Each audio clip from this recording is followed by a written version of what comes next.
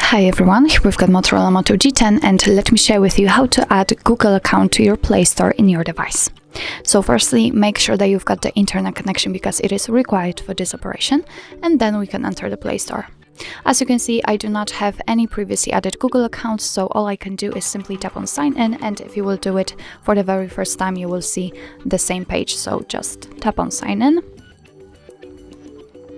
Now we can either create a new Google account if you do not have your own yet, or simply type your email or phone. So let me do this.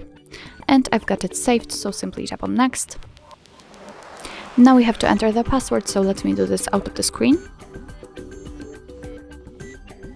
Okay, here, let's tap on next.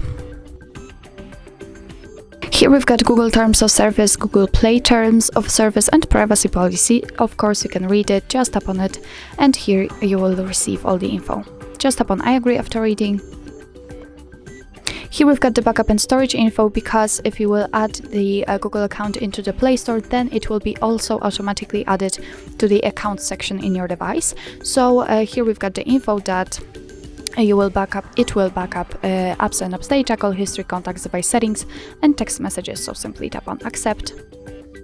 And as you can see, we just entered the Google Play Store, so it means that we successfully signed in. Here we've got our added Google account.